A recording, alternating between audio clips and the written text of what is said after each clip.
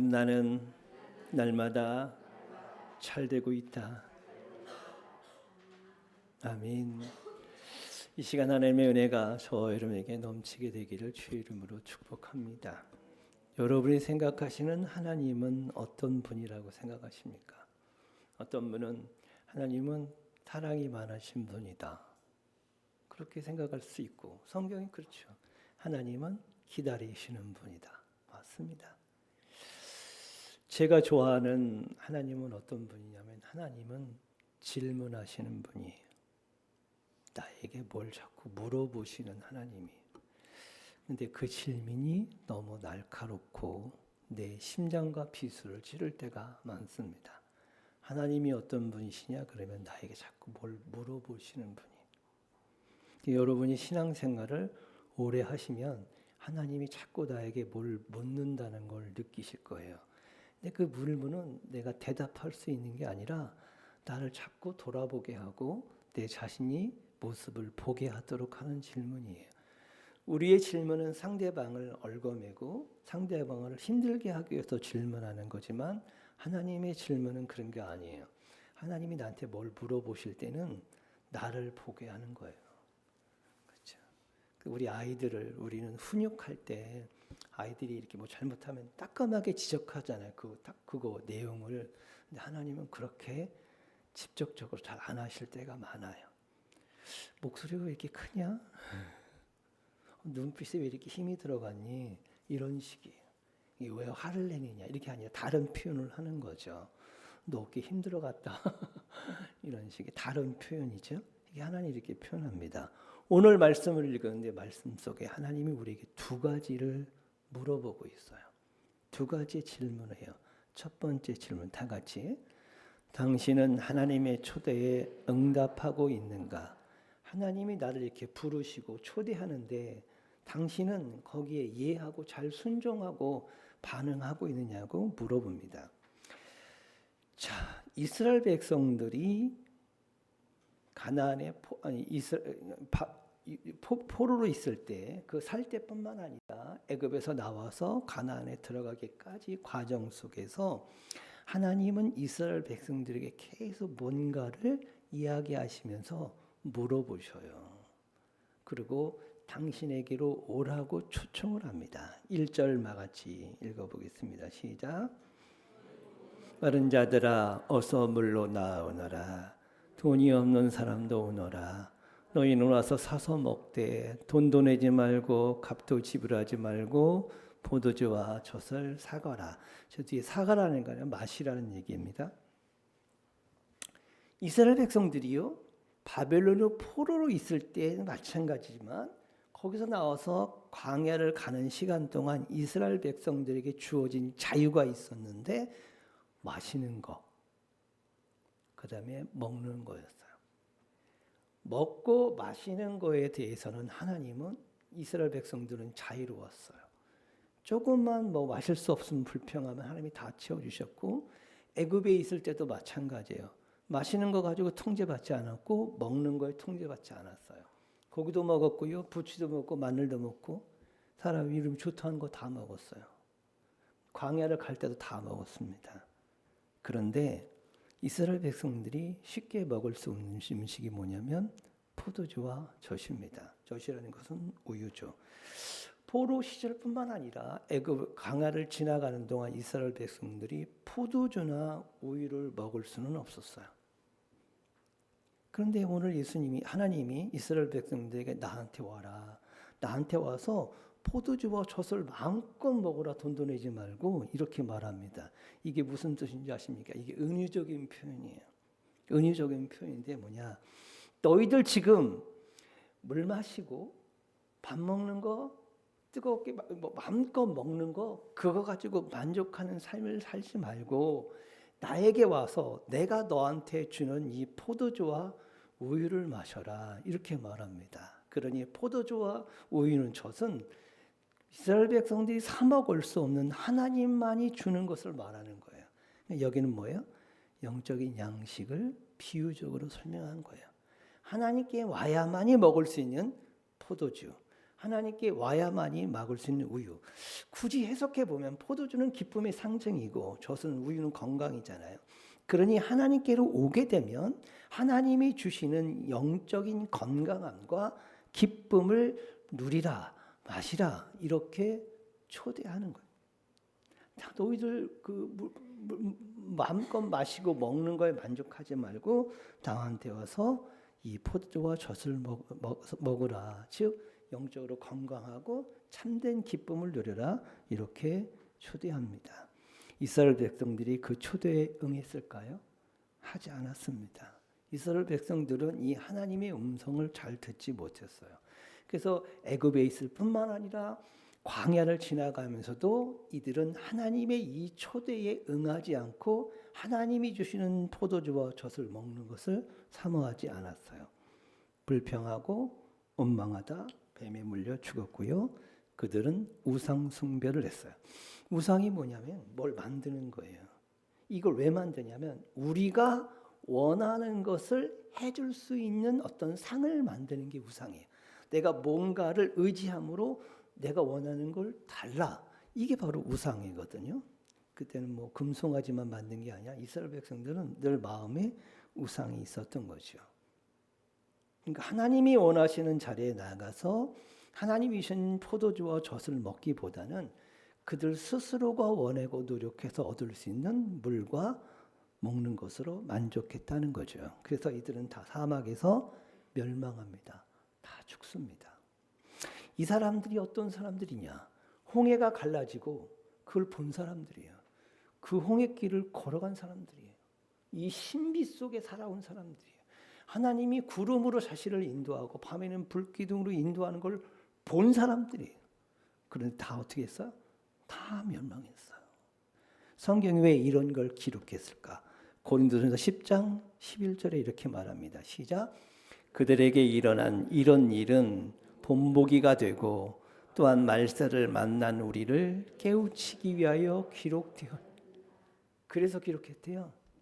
이스라엘 백성들 스토리가 이랬대라고 하는 역사를 가르치는 게 아니라 이게 왜 이렇게 기록됐냐? 지금 말세를 살아가는 우리에게 본보기가 되라고 기록됐다 이렇게 말합니다. 그러니 오늘 말씀은 누구에게 하는 말씀일까요? 우리에게 하는 말씀입니다. 우리는 이 세상에서 얻을 수 있는 것은 두 가지밖에 없습니다. 물과 음식입니다. 우리의 노력과 수고로 얻을 수 있는 건 물과 음식이에요. 여러분이 성공하고 물질에 돈을 많이 얻고 명예롭고 더 나은 삶, 인정받는 삶, 여러분의 능력으로 이 땅에서 얻을 수 있는 건 물과 음식뿐입니다. 여러분의 힘으로, 우리의 힘으로는 포도주와 우유를 살 수 없습니다. 은유적으로 말하고 있는데 이해되시죠? 하나님만이 주실 수 있는 그 포도주와 젖은 우리 힘으로 살 수가 없습니다. 오직 하나님의 초대하실 때 그 초대의 자리에 나와 그 잔치에 나온 사람들만이 포도주와 젖을 먹을 수 있습니다. 영적인 양식이죠. 하나님은 말세를 살아가는 저와 여러분에게 내가 이거 줄 테니 내가 너희들이 초청한다. 와라. 값 필요 없어. 뭐 대가 지불할 필요 없다. 나한테 와서 이 포도주와 젖을 마음껏 마셔라. 이렇게 말하고 있습니다. 어떻습니까? 여러분은 초대에 잘 응하고 계십니까? 오늘 하나님이 우리에게 묻는 거예요. 이스라엘 백성들은 내가 그렇게 불렀는데 초대에 응하지 않았는데 너희들은 지금 내가 자꾸 너희들을 부를 때 이 부름에 초대에 잘 응답하고 있느냐? 묻고 있습니다. 여러분 어떻습니까? 그 초대에 잘 응답하고 계십니까? 아니 목사님, 하나님이 언제 나를 초대하셨는데요? 뭐 그거 알아야 뭐 초대 응하고 말고 하죠. 예, 알고 계실 겁니다. 하나님이 우리를 초대할 때가 언제냐면 여러분이 힘들고 어려운 일을 당할 때요. 아마 이건 다 아실 거예요. 여러분이 고통이 오고 어려움이 오면 어때요? 아이고 하나님께 내가 기도해야 되겠구나. 제가 기도가 부족했구나. 이런 마음으로 하나님께 나가 기도하고 억울한 일을 당하면 성전에 와서 엉엉 울며 기도해요. 왜 그럴까요? 그러면 하나님이 위로해 주시잖아요. 그리고 내 무거운 짐을 대신 지어 주시잖아요. 그러면서 다 지나고 나서 그렇게 말합니다. 하나님이 나를 부르셨나 봐. 이 일을 통해 하나님이 나를 부르신 것 같아. 이렇게 말하거든요.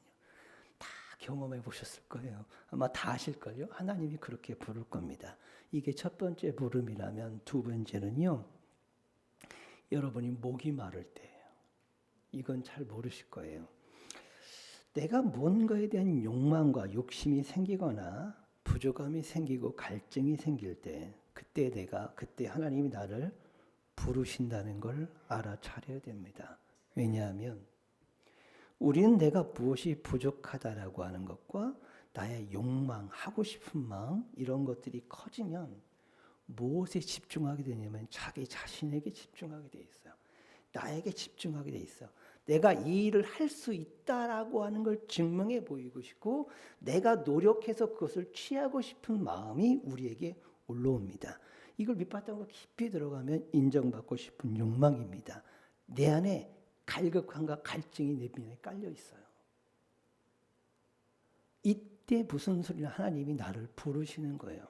왜냐하면 내가 그거 아무리 노력해봐야 내가 얻을 수 있는 건 물과 먹을 것밖에 없어요. 그것이 성공이든 그것이 세상을 위해서 큰 일을 하는 것이든 여러분의 가치를 높이는 엄청난 일이든 나 필요한 사람에게 나아가는 어떤 것이든 결국 여러분이 얻을 수 있는 건 물과 음식밖에 없어요. 내가 포도주와 젖은 오직 하나님께 있어야 그 초대에 응한 사람만이 먹을 수 있는 겁니다. 그러니 여러분 내 스스로가 무언가에 갈증이 생기고 욕망이 커지고 의욕이 자꾸 생기면 하나님 나 부르시는구나. 잘못하면 나에게 빠져버리겠구나 라는 것을 여러분이 깨달으셔야 됩니다.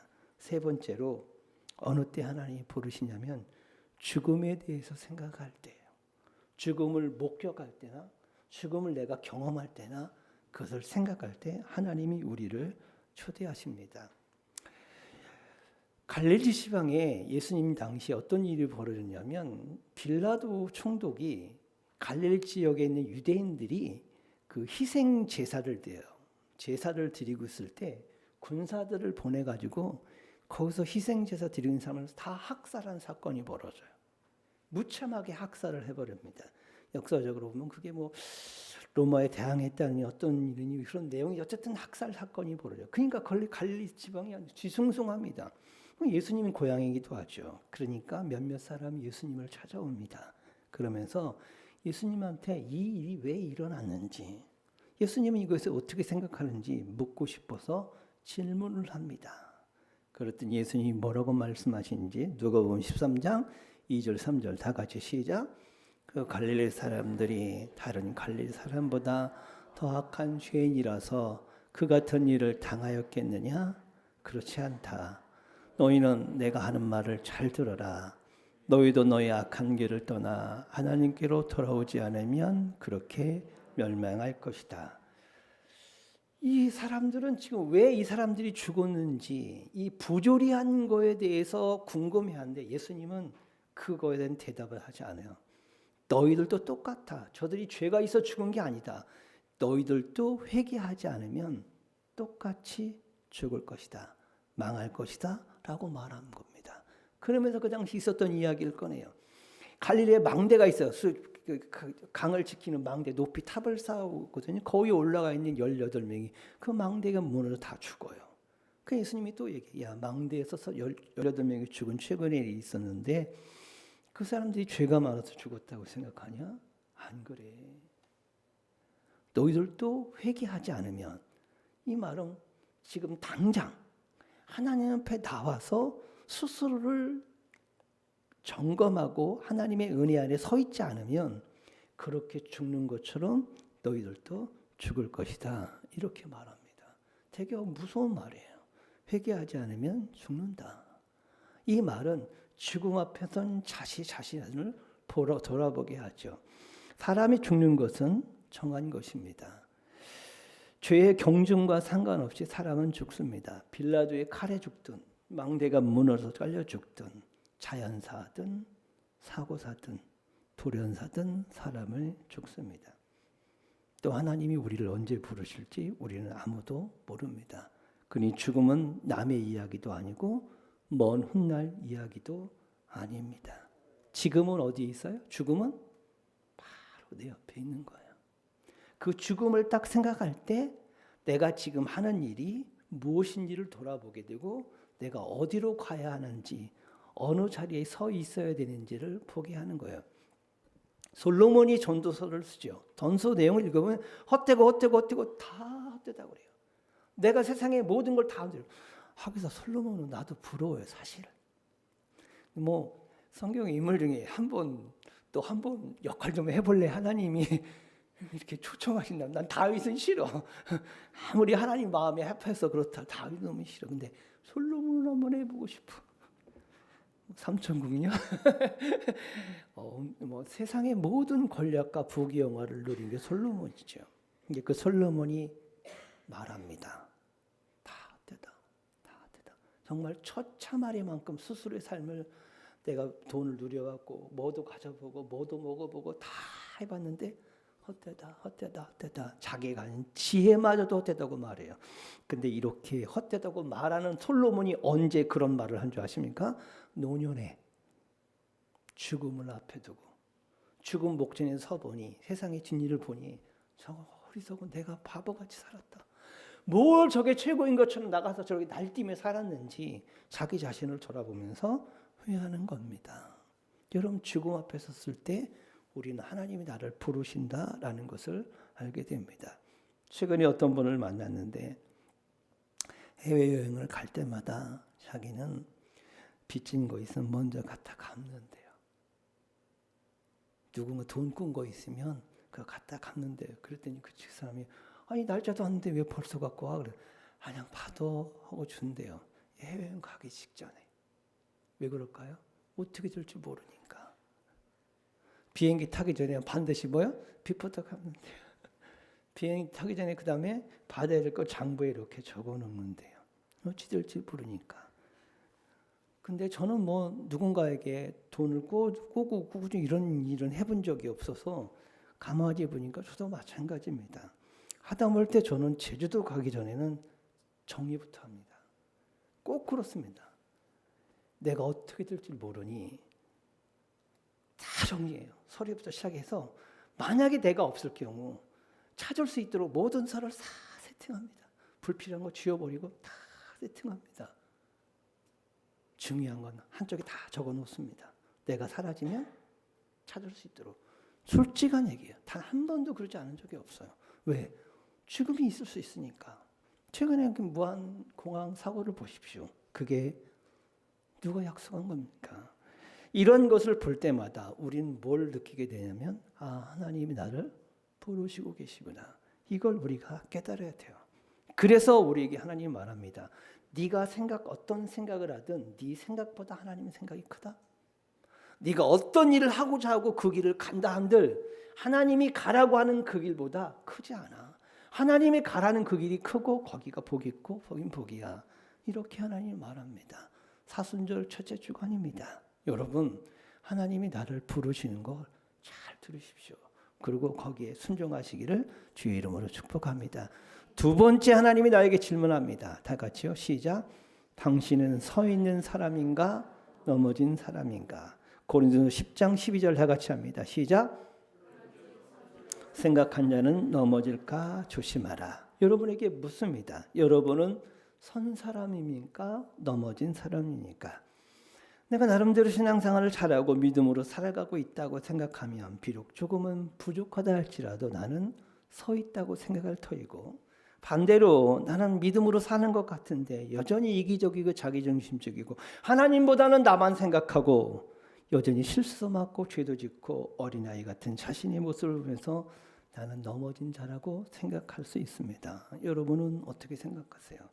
그런데 사실은 우리 모두가 다 넘어진 사람입니다. 세상에 넘어진 거 아니고 사람 앞에 넘어진 거 아니에요. 누구 앞에? 하나님 앞에, 예수님 앞에 넘어진 자들이에요. 복음 앞에 넘어진 자들이고 진리 앞에 꼬꾸라진 자들이에요. 그래서 예수님 앞에 무릎 꿇은 창기와 세리 같은 존재가 우리예요.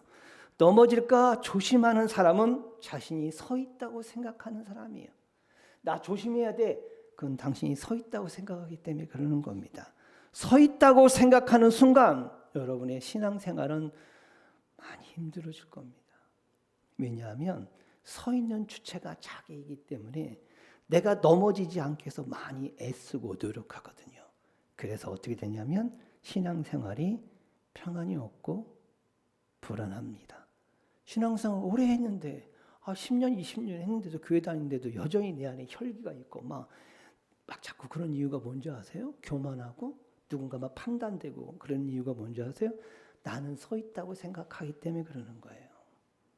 그러면 성도 안에 내가 여전히 서 있다고 생각하는 순간 우리는 자꾸 실족할 수밖에 없습니다.